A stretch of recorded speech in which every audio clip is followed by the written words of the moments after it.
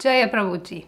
Hello, welcome to the Retroprogressive Yoga Institute. I'm Swami Omkarananda, a disciple of Prabhuji since 1997, and in this institute I'm sharing my own reflections on the teachings of Prabhuji. In this course, I am commenting on the book Tantra, Liberation in the World. This is a book written by Prabhuji about the wisdom of the Tantric revelation. Because this book is so full with wisdom, information, revelation, scripture, details about the different Tantric sects, I divided this study in different courses. This is the course number 3 that we are doing, and of course you're invited to watch the other lectures gradually, but each lecture has a standalone topic that I'm sure whoever is interested can benefit from it. So in this lecture, we continue speaking about the Pashu-pata, which is the first sect of the Ati Marga. We dedicated this course to study the initiatory Shaiva sects of the Ati Marga. Ati is direct and Marga is path. So this stage is called Ati Marga because it's not Tantra yet, it's pre-Tantric, it's before the revelation of the Agamas. But it is believed that these very serious seekers, they create the proper conditions to allow such a powerful revelation as the Tantrika to descend and truly change the course of the spirituality in the area, in the subcontinent of India. So in this particular class, we are speaking about specifically the practice, the ascetic practice of the Pashu-patas. Now these ascetics, these renouncants, they follow the scripture of the Pashu-pata Sutra. So there is detailed the different practices that they have to go through, the different mantras that they need to repeat in every stage.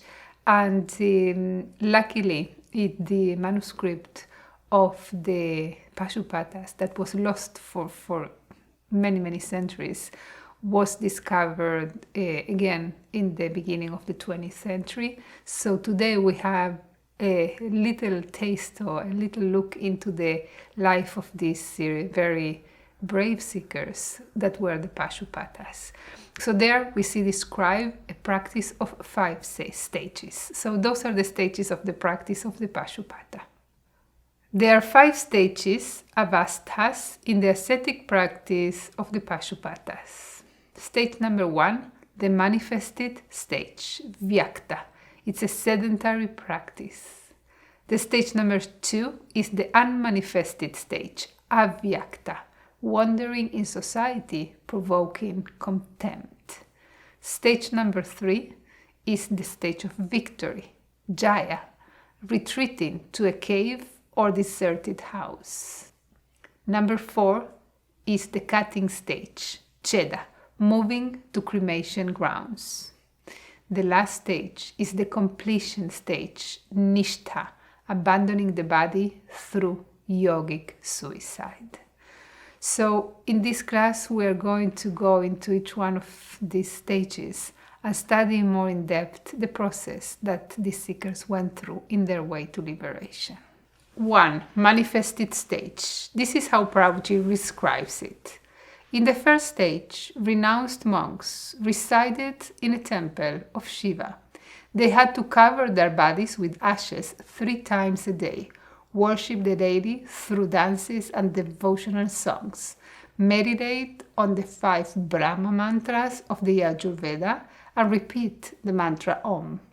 Important components of the practice were laughing out loud, shaking the body, and meditating. Pashu-pata beginners, starting from the sedentary or unmanifested stage, meaning when they decided that time has come to dedicate completely to liberation, with their maturity, with their spiritual understanding, that there is nothing more important in life than the reconnection to the source and the merging into their beloved Shiva. Then they left behind their life within society and completely retrieve, to live a life without any possession, taking upon themselves the vow, the Pashu-pata vow, which implies all the things that we learned in the previous classes, such as tapasya and satya and ahimsa and asteya, and with the ultimate goal of surrendering to God. So in this stage, they remove all their possessions. Usually, whoever joined in this Pashu-pata were the Brahmanas, the male Brahmanas. It was a sect still within the acceptable division of castes of the very ancient India, and they moved to live in the surrounding of the Shiva temples. So remember that there were Shaiva Bhaktas, they were devotees, they were lay devotees, and then from within these lay devotees, the most committed ones, they assume, and they were accepted into the sect by a spiritual master that guide them throughout the path and give them the initiation and expose them to the Pashu-pata sutras and the Pashu-pata teachings. Now, there were established temples along India that we even some archaeological findings find the location of these temples and the different inscriptions of the walls, that from them we learn a lot about this very early stage. But the Pashu-patas as a sect didn't go against society. They saw this as a fifth varna, meaning you have the Varanashrama, the fifth stage, the fifth ashrama, it's the perfected stage, the Siddhashrama, they call it. Meaning that there is wonderful to follow the Varanashrama system, they didn't condemn it, but you cannot get liberated by these ashramas. You can acquire piety or accumulate good deeds or advance to more celestial planes of existence. But liberation, that's not enough. You need to do this step forward, which is complete and absolute renunciation. And this is what they did. So in the beginning, why they call the manifested stage? Because each sect, they were marked with the sect signs.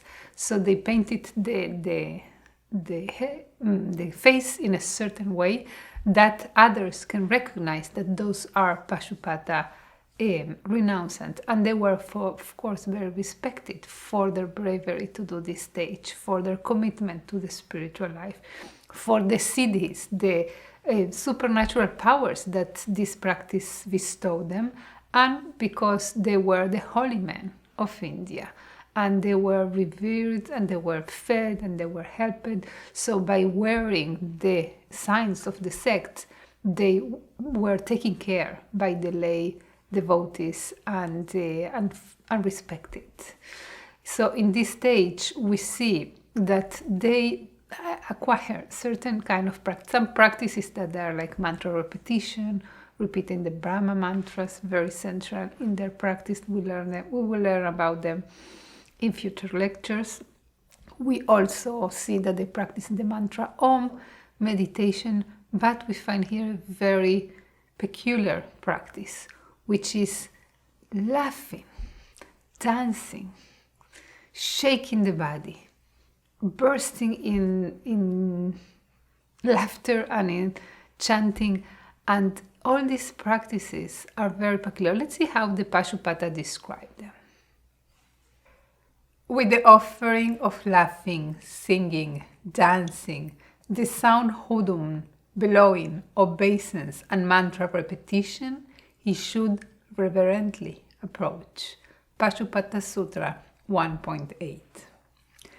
So these renouncants, these holy men, they were laughing, dancing, shaking, chanting. That was their practice in their first stage. It's so interesting, this state of shaking the body or dancing madly. It's known in different traditions that in order to evoke alternate states of consciousness, there are many tribes, indigenous religions that through the body they get into ecstatic states. Let's define what is a state of ecstasy. Ecstasy refers to a state of intense joy, bliss, or rapture. In spiritual context, ecstatic states can be reached through ecstatic dance, singing, or chanting, or other forms of movement. These practices aim to bypass the limitations of the ego and open up a direct channel to the divine. Ecstatic states are characterized by a sense of liberation, surrender, and connection to the transcendent. This component of the Pashu-pata practice is so fascinating. When we think about an ascetic, a renouncant, we might think about a person that is very introspect, serious, aloof, meditative, lonely. And when we learn about these Pashu-patas, those were bhakta ascetics, meaning that their motivation for renunciation was to unite with the beloved Rudra. And therefore, out of this party, out of the excesses of life, they wanted to give everything in a complete and absolute act of love and union, showing Rudra, I love you, I am here, I don't have any love.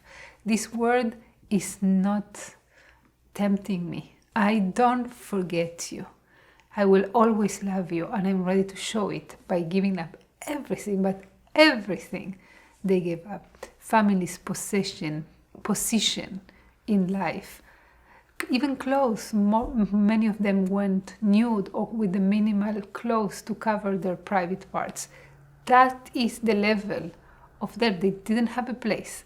They started by living in the temple. There the training happened. And which kind of training? Is a training of celebration. You are coming here not to give up something. You're coming to a party that it will be much more joyful than what you are leaving behind.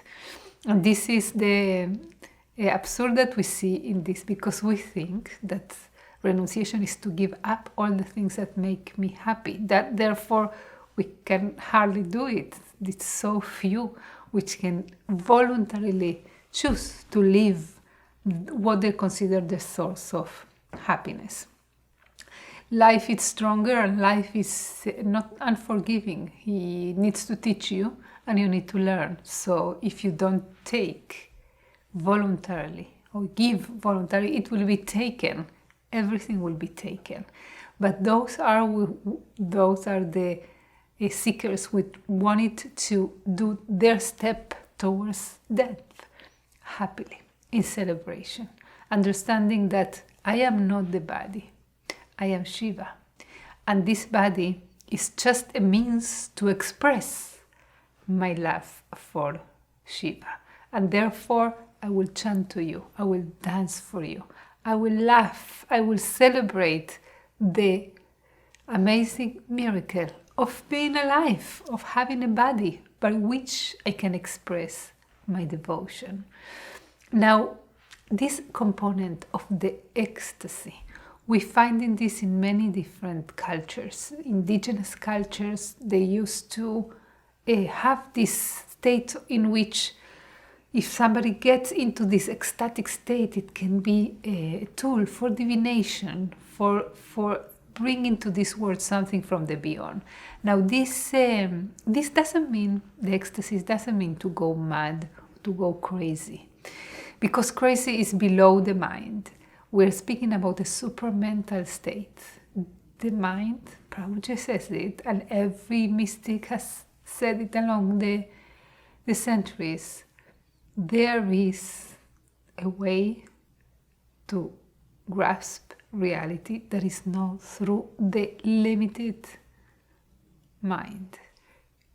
Mystics of different religions in different times They describe this state of rapture in which you merge with the very nature of what you are, that is divine bliss. And that this division, this apparent division as Prabhuji describes, is just a temporary situation which is quite unbearable for the unlimited consciousness that you really are, and therefore you suffer, and therefore you look how to reunite with the source.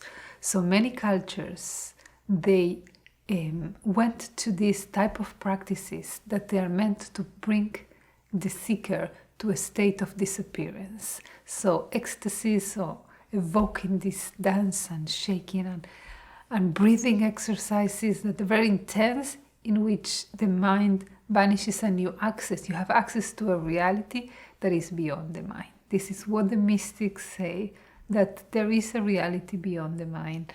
And this cannot be explained to the mind because it's actually not in the language of the mind, but is more real and more blissful, and whoever is willing to access it.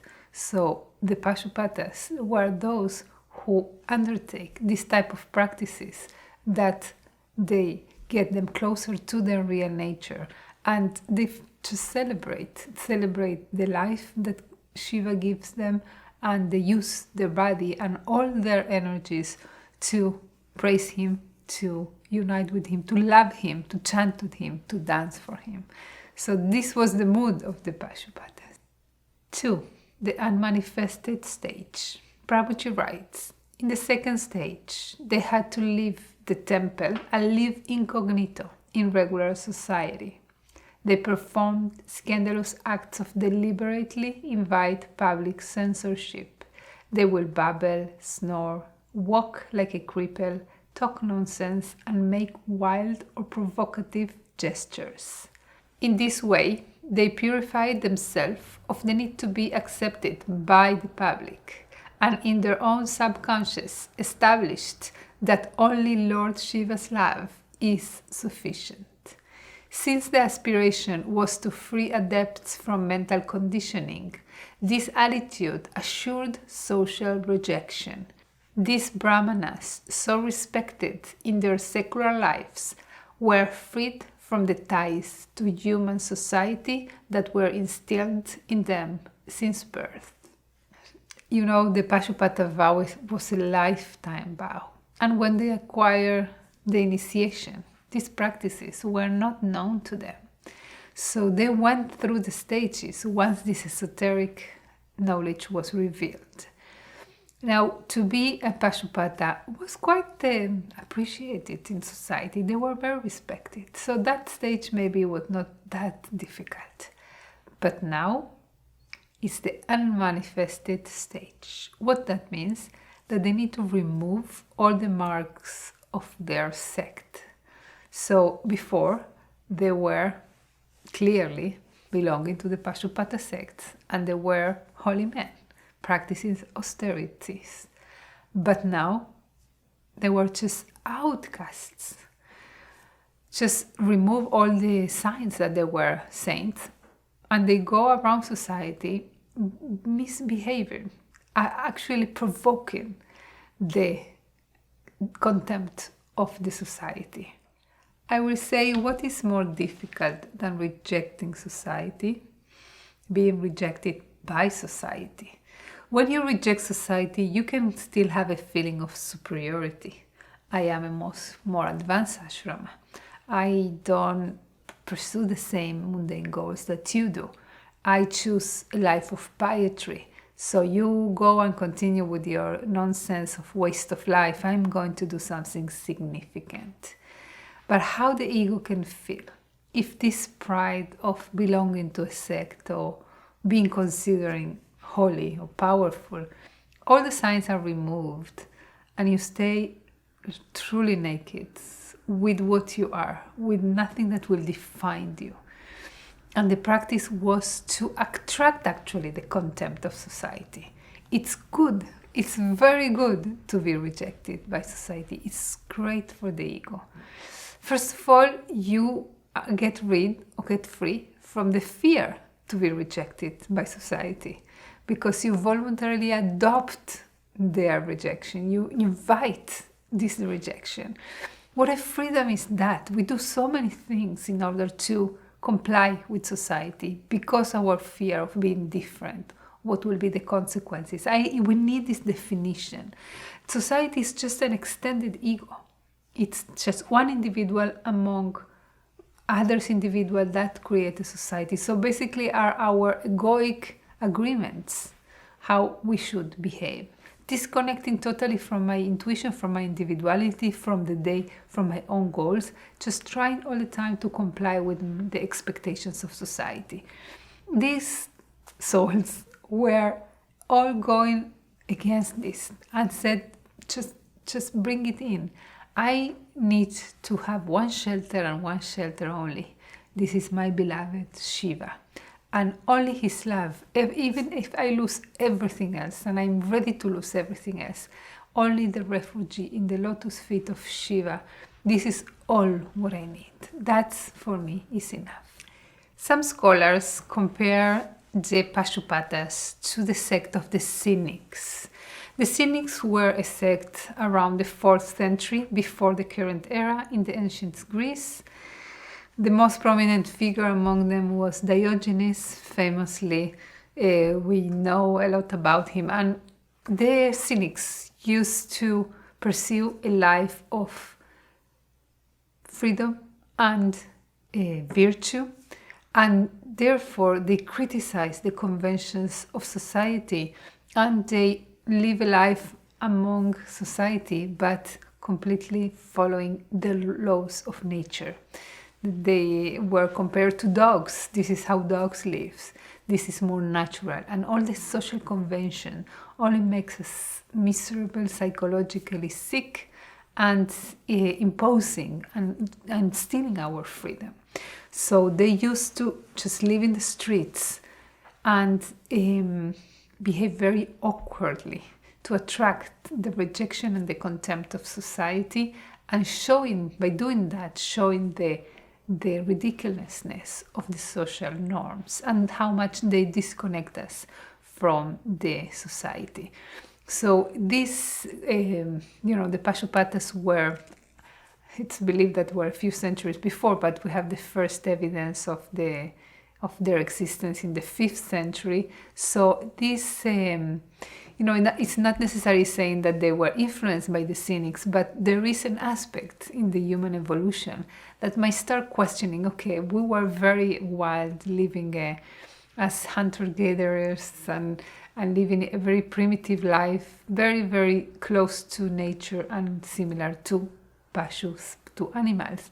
Then we create this society, and then our ego, our desires, our aspirations grew, making us enslaved of the sensual pleasures. So this call to go back to a more primitive and simple living, and to not take the convention of society as rules, but to see that there is something ridiculous in them, something limiting, and by this behavior, make us question what is really needed and what is really mine, and how loyal I am to myself, or how I am more enslaved by the social approval. And whoever is content by pursuing these goals, they can live within society. But for the Cynics and for the Pashu-patas, that was not a life well lived, and therefore they put themselves outside. Now, the stage of the unmanifested, it reminds very much this situation in which they live among society by making fun of them, and by doing that they are kind of a mirror that let whoever is living just following the rules and not questioning their validity or how much they make me happy. So people like this, that they don't take the life for granted and they don't accept just a recipe to follow, they make us also question, do I do the right choices? Is this leading me to what I want? Is this the happiest life I can live? Pashu-patas believed in karma. and knew that in order to get liberated, we need to exhaust our karma, all the accumulated deeds that we assign to ourselves, and therefore we need to come and pay for the results of this karma.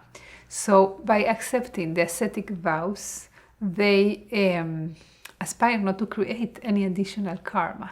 But what about the karma so far accumulated? So this is the way their practice led them to get liberated from their karma. It's called the exchange of merit. Let's see how this commentator of the Pashu-pata defines it.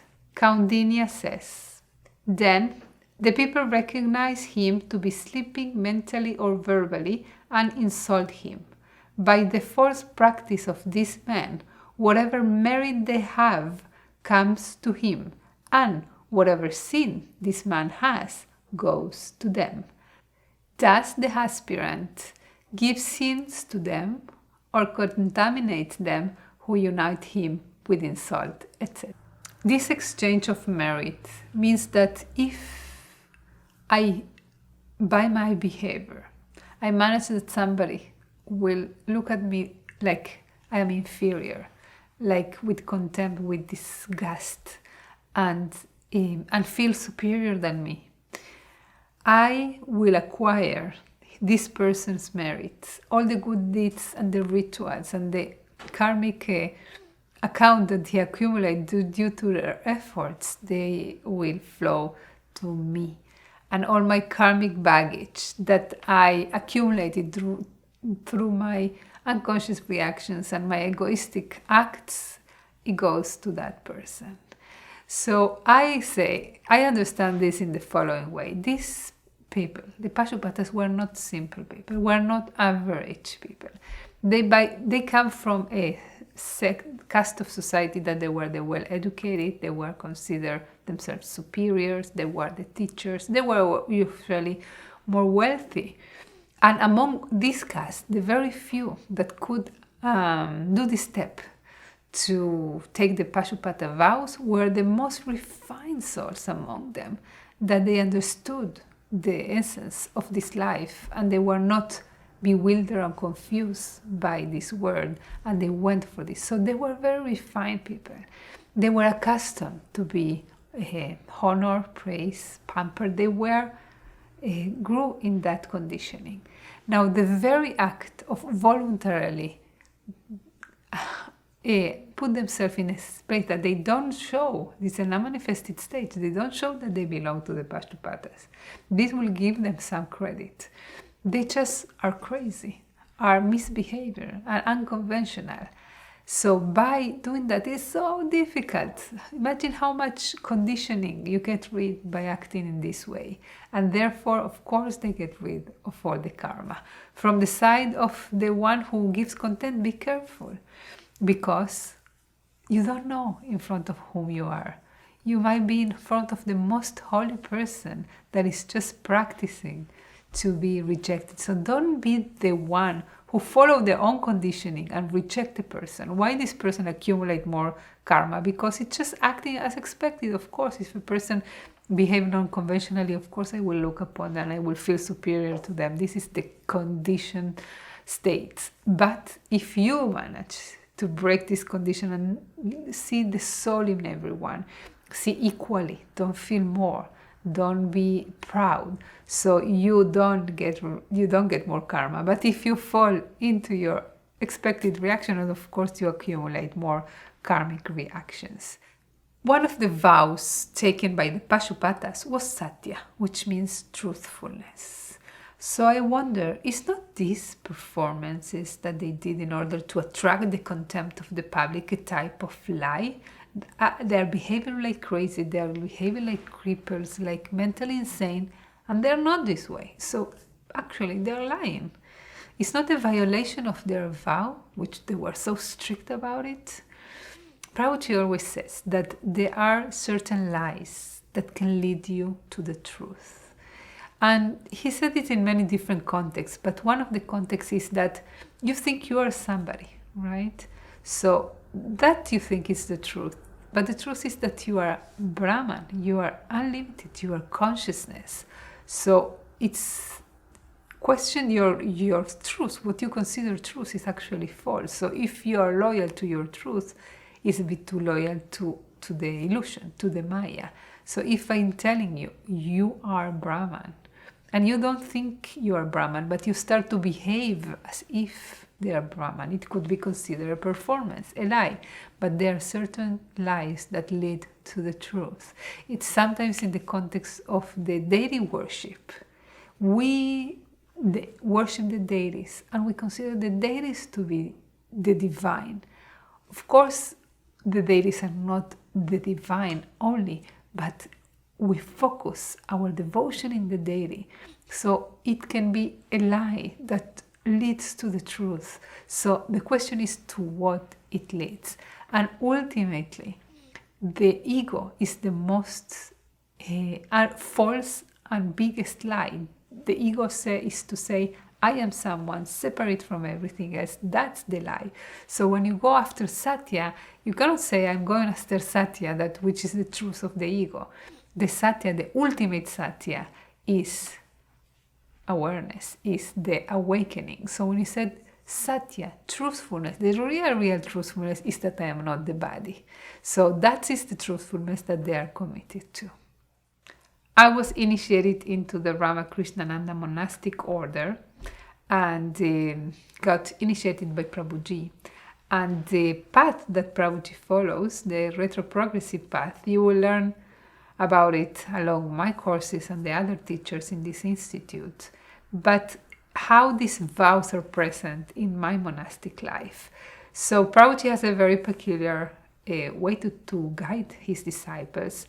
And all these elements I will say I can recognize in my own practice and are present, but in a different way, and we are also in different times.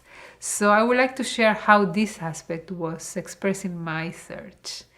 So when I arrived to Prabhuji, I was after my degree in the university. I studied industrial engineering, and I was working in my profession with a very promising firm that I knew I would have a very bright future in my pursuit. And when I arrived to Prabhuji, of course, the spiritual eagerness was always in the background. But just when our paths crossed, I understood that this is my opportunity. This is an authentic master, and he's an enlightened being, and this is what I want more than anything. So I joined the order. But I kept working in my profession and practicing my spiritual practices and combining these two aspects. And one day, Prabhuji told me, I think your next stage in your spiritual practice will be to quit your job and find the most simple job ever that you can find. I never thought that it will be so difficult for me, because when you are unaware of what built your ego, you think that you are free from the things, that they choose the things, but only in the moment that they leave you or you need to leave them by your own understanding, you become aware how much they define you. They give you value, they give you meaning, they give you a frame. I remember thinking two things. One, how real and authentic is Prabhuji, because instead of thinking about how materially can I benefit the mission, you were thinking how spiritually I can benefit from the mission, putting my search, my life in priority. And it was clear that it was thinking about me and what are my ties. And two, I will never realize how tied I am to that persona if I would not quit. And more than that, how I can define myself now in a simple job. It was something that it was, for me, was degrading in the stage of my ego, the development of my ego. But by the grace of the Lord, I managed to do this step happily, with the understanding of the importance that I need to make this decision. I need to left behind whatever I pursue so far that I thought will give you happiness. And I got to Prabhuji because I knew that that's not the path to happiness. But I needed to do this cut. And I never thought that it will be shameful for me to work in a simple job. But I'm even ashamed now to say that it was shameful for me. And this is how I found a job selling sandwiches in Subway, this Subway stores that sell sandwich. So, they were all teenagers and me selling sandwiches in the store. And I'm remembering one of my friends from the university come to buy a sandwich just right next to me. And I was so ashamed that I took the casket and I put below and I served him without him making eye contact. So afraid that he will recognize me and he will think, oh, you are a loser. What you are doing? You couldn't find a better job. And then you start seeing how much you are trapped by the opinions of others, by how others consider success. And I went and learned so much from this situation. A different job that I found was cleaning carpets. So my job was just to brush carpets, basically, all day long. So I was brushing carpets, and the house, like that, my employer, was a house of a really, really millionaire family, that they had such a huge palace and they had carpets all over their house, and they were actually dealing with Persian carpets. This was their business, so they're beautiful and sophisticated carpets in all the living rooms and basements and rooms. So I had to brush them. That was my job. And the lady of the house was quite sweet and respectful, but one day she was not there and they left in charge the husband. Now this husband was so proud and nasty and thought about himself that I remember this moment seeing him throwing the couch with a huge TV, looking sports, a TV that was really much before that we see these flat TVs, with the legs on the coffee table, with the snacks, and looking from the side at me, brushing the carpet, and giving me this despective look of saying, wow, you are really good for nothing. And I remember this feeling this despise. That's why it reminded me of the Pashu-patas. And saying, I didn't say, but I thought about it. What you do, I can do. I was there. I know what it is to be there. But you know what? What I do, you cannot do. And this I call freedom. 3. The stage of victory. Prabhuji writes, in the third stage, Pashu-patas retreated to a remote cave in a solitary place to meditate and repeat the Brahma mantras and thus achieve perpetual closeness to Shiva. We read in the Pashu-patas Sutras 5.7 to 9, gathering his alms into a vessel, he should eat or else just drink water, according to what he receives on each occasion in the proper manner. He should cultivate the quality of a cow or a wild animal. Victory over the senses. Here, the Pashu-pata overcame the fear of rejection from society, retrieved to a calm place to meditate and repeat the mantras, so central. Those are the embodiment of Shiva, these 5 mantras. And beg and develop, I like so much as the Pashu-pata put it, the quality of a cow. A cow is surrender. They don't accumulate. They're completely surrendered to the Lord. The Pashus, the cattle, the cows, the wild animals, they are surrendered to the others give in a proper manner. And this is the quality that they need to acquire. And they behave like they didn't wear in this stage the signs of the sect. They didn't practice publicly their practices that they were recognized by, like the ashes or the dancing. So they were like, for the eyes of the society, they were watched as lunatics. And they were judged. And I recommend to us, I think what makes me is that we need to have this equal view of everyone, to see the soul, to see the purity behind the possessions, behind the positions in society, because a person is not what he has, Prabhuji often says, it's what he is. And what he is the purity of this soul, behind all the psychological complexes and the nasty behaviors that often this division, this egoic belief can lead us. But let's not judge. See how the Pashu-patas have this exchange. Maybe they are up to something. If we judge and we feel superior, we might acquiring all this division, because what is to feel superior is to feel divided, is to feel more, is to let my accomplishments define me. And we need to address that everything that we get is not out of our efforts. We do, and we are completely dependent on the grace of the Lord. Therefore, don't assign to myself my accomplishments and not blame others because their lack of accomplishments. Let's live in reality, and this is what the Pashu-patas all the time reminds us. 4. The cutting stage.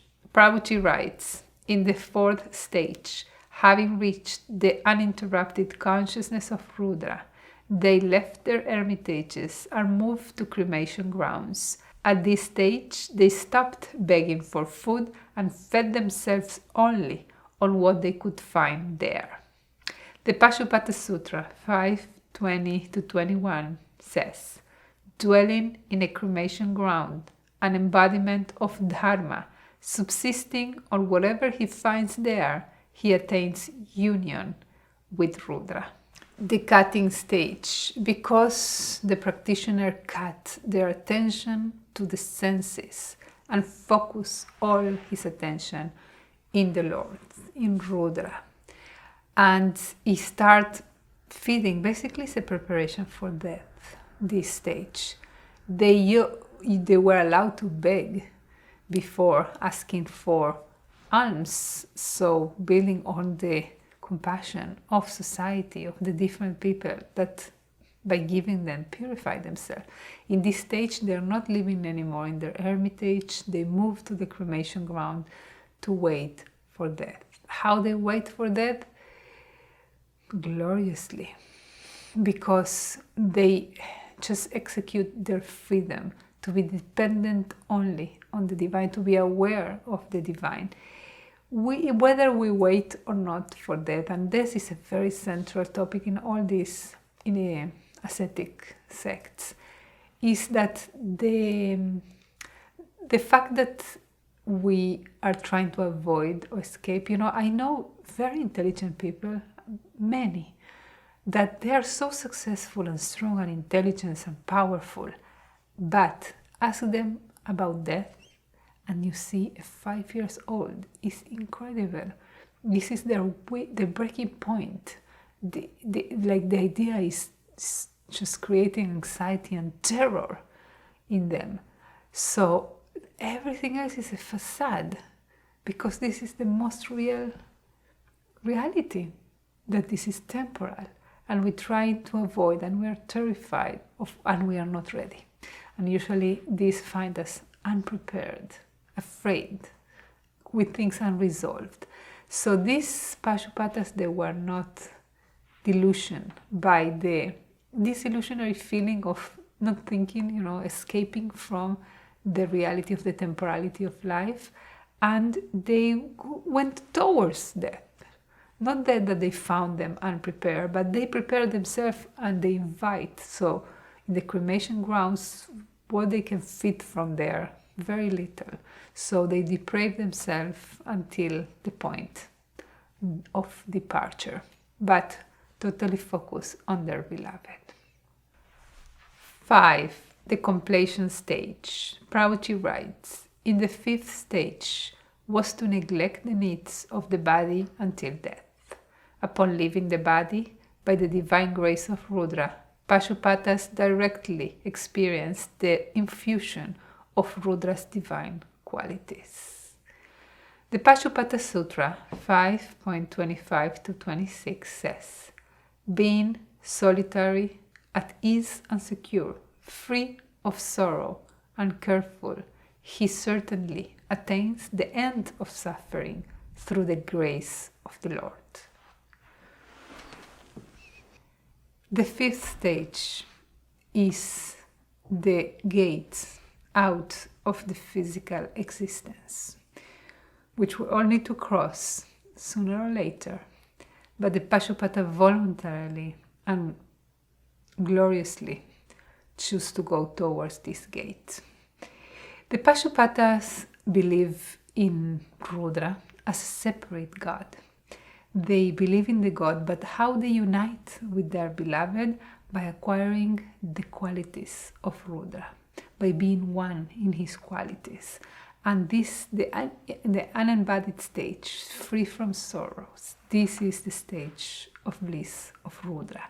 So by accomplishing this state in the body, they believe to get the grace of the Lord, to unite with him in his qualities, and to come back home and to never have to go through this suffering all again. Prabhuji called this yogic suicide, and there is a practice like this, and we need to understand this in the context of the ancient India. Because in the West, suicide is condemned and is considered an escape from suffering, usually associated with a state of deep depression or lack of meaning or lack of will to continue living. And therefore, in this despair, people choose to end their lives. In the Vedic society, to end the life voluntarily by austerities was an accepted practice and was considered a victory over the material existence. And this is how, of course, it can take a very serious practitioner to go through the passage from the embodied stage to the unembodied stage in a way that it doesn't catch me. I'm prepared, but I go towards this and I'm ready and I am prepared. And usually whoever undertook this vow were those who understood that I have nothing to look for anymore in this samsara. This is not leading to the happiness. Happiness is union with the divine, and this is just a will of suffering. And therefore I choose to jump out in a victory way. It's the final stage, it's the final union. And this is the end of the separation. This is the real end. And this is how those who undertook the Pashu-pata vow, it ended with their lives. But they believe that a life of merging into Shiva is just a gate to eternal life. Next, I want to share the attitude of Prabhuji towards austerities. He gave a lecture in the context of the Kriya Yoga, which is a yogic path that includes tapas, austerities, in which he defines what is the real purpose of austerities. So let's hear. Cuando hablamos de austeridad, when we talk about austerity, no estamos hablando de una represión o tortura. We're not talking about repression or torture. No se trata de una represión ciega, sin sentido. It's not a senseless, blind repression. No se trata de sufrir. It's not about suffering.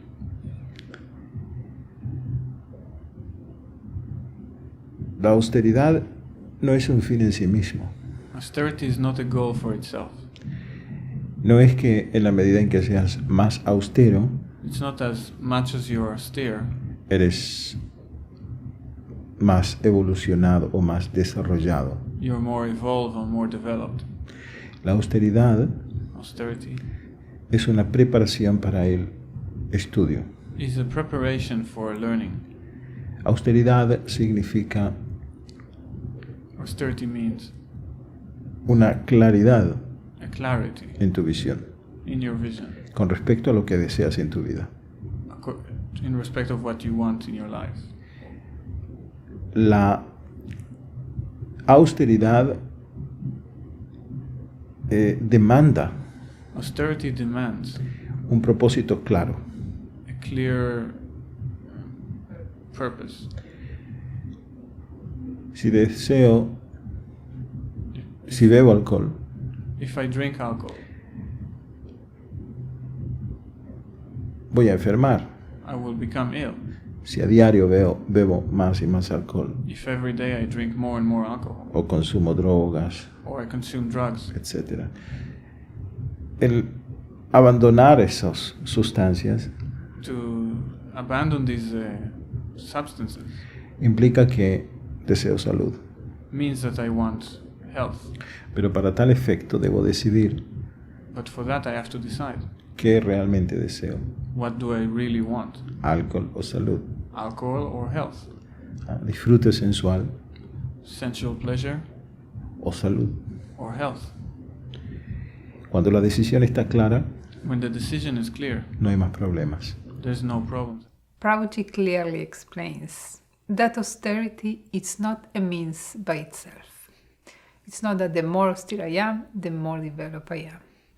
But it's a means, it's a tool that allows you, if you can develop this ability for austerity, you need to have clarity in your life and to be able to put aside things that don't promote you to the things that you really want. The truth is that we are often trapped by the power of the habit, and the senses dictate our choices, and therefore our real aspirations are being put aside because we cannot get rid of these habits that they dictate our lives. So when you're undertaking austerities, you are choosing, and this is the power of austerities, what I really want in life. I need to choose, and I need to be able to choose. Otherwise, I'm not free. So austerity is not a call to suffering, it's actually a call to freedom. What do you really want in life? In the example of the lesson that I get to get a simple job, I could never discover that I'm trapped by my career ambitions if I will not get rid of them, if I will not stop pursuing it. So when I was presented with the choice, what you really want, do you want liberation, you want to advance spiritually, you want purity, or you want to keep nourishing your ego? And you will need to choose what you want more. And this is a type of austerity, to leave something that I'm so attached to. So in the path to freedom, you need to get rid of your attachment. And attachment, this is the purpose of austerities, to be able to leave aside whatever enslaves you and to go for liberation with the understanding that it's a joyful choice. It's a voluntary choice. It's a glorious choice when you grow up from your instinctive level and you choose to think and consider and get back the freedom of choice by applying awareness to your decisions. ¿Y qué significa esto de tapas o austeridad? And what this means of tapas or austerities.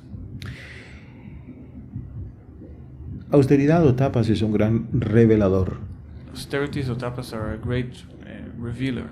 Revela It reveals nuestras aspiraciones. our aspirations. Nos pone claramente frente a nosotros nuestros anhelos. It puts very clearly in front of us our aspirations. Clarifica mucho cuáles son nuestras auténticas necesidades. It clarifies for us what are our real necessities. Desde el momento que comienzas a vivir de acuerdo a tapas o austeridad, From the moment you start to live according to tapas or austerities, te vas dando cuenta you start noticing que hay muchas cosas that there's many things en las cuales gastas energía y tiempo in which you waste energy and time, y que realmente no las necesitas. and you don't really need them. No son tan necesarias como crees. They are not so necessary as you think. Puede que descubras You might discover que se puede vivir sin televisión, that you can live without television, que se puede vivir sin galletas y chocolates, that you can live without cookies and chocolate, aunque tu abuelita no cree. even though your grandmother doesn't believe it. Se puede vivir sin salir a emborracharse cada fin de semana, ¿no? You can live without going to get drunk every weekend. Es posible, It's possible, aunque no me lo crean. even if you don't believe it. Se puede vivir sin pareja, You can live without couple. se puede vivir sin sexo, It's possible to live without sex. se puede vivir sin muchas cosas. Y esto es lo que la austeridad o tapa nos va revelando lentamente. You can live without many things, and that's what austerity or tapas goes and reveals to us. Es, digamos,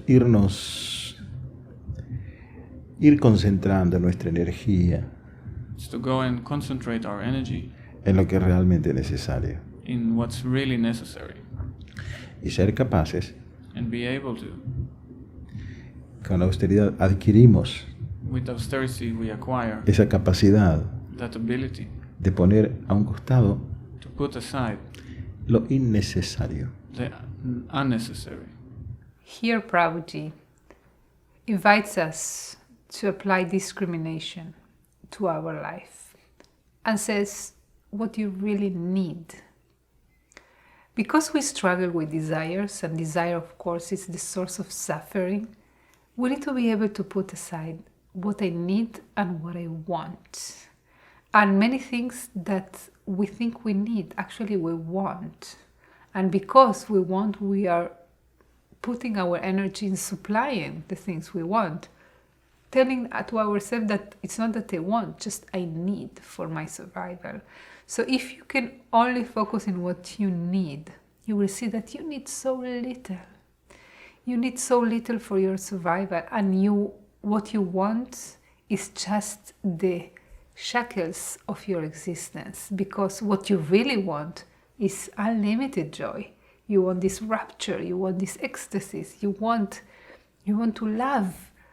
And the things that you want, they're so limited still.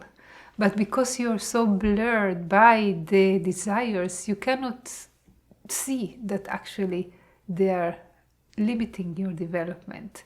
So the invitation of tapas, says Prabhuji, is just to see what I really need. And you will discover that you can go in life much more free, because you need so much less than what you think. Tapas nos dio este nuevo regalo. So tapas gives us this new gift. La austeridad nos dio este regalo de saber poner a un costado lo innecesario. Tapas gives us the gift of putting aside what's not necessary. ¿Y qué es el ego? And what is the ego? Un montón de conocimiento innecesario A lot of unnecessary knowledge acerca de nosotros mismos. about ourselves. Y todo ese conocimiento innecesario debe ponerse a un costado. And all that unnecessary knowledge we have to put aside. Para eso nos preparó la austeridad. And for that, austerity prepares us. Para sin ningún conocimiento ni información, Without any knowledge or information. sin conclusiones acerca de nosotros mismos, Without conclusions about ourselves. sin ideas acerca de nosotros mismos, Without ideas about ourselves. sentarnos Sit en ese silencio in that silence y observar and observe para alcanzar Ishvara Pranidhan, in order to achieve Ishvara Pranidhana, la entrega total a Dios. the total surrender to God. Prabhuji says tapas gives us a gift, a magic wand, to be able to put aside all what I don't need. And if you will be sincere and watch yourself, you will see that you don't need the ego. You don't need this feeling of separation in order to live.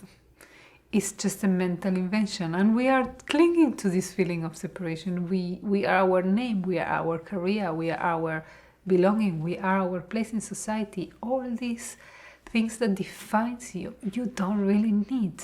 Moreover, if you get rid of them because they're unnecessary, you will find this union with the divine, and then you will be ready for the surrender, the complete surrender. That's the last vow of the Pashu-patas, the Ishvara Pranidhana, the surrender, the devotion to the divine. Then you will be able to merge, because all what defines you also separates you from the divine. So the more happy we want to be, the more we enforce this separation, acquiring more people, position, possessions, and honors. And actually, we're just doing this to ourselves. So when you are able to develop this quality of tapas, means that you are able to start putting aside things that you don't need. And you will, by yourself, notice all the things that separate you from your true nature, and be able to put them aside. After all, the main guidance of Prabhuji is to observe yourself. Watchfulness is the essence of the retroprogressive path. And tapas is a wonderful help, because if you are able to stop whatever is unnecessary and watch what happens, you will be able to know yourself better and to be able to differentiate between what enslaves you and what liberates you. So I would like to leave you with the words of Prabhuji in which he explains this. Well, thank you very much, and we will meet in the next class. Jai Prabhuji. Y en la medida en que eres capaz de observarte, And as much as you are able to observe yourself, eres menos como ego. you are less as ego. En la misma medida en que te observas más, As much as you observe yourself more, te evaporas, you evaporate. das lugar a la realidad. You give place to reality, Y eso es la entrega. and that is surrender. La entrega es ser menos. The surrender is to be less, Y cuando eres menos, and when you're less, la vida es más. life is more. Cuando tú eres menos, When you are less, la existencia es más. existence is more. Y cuando tú no estás, And when you are not, Dios es. God is.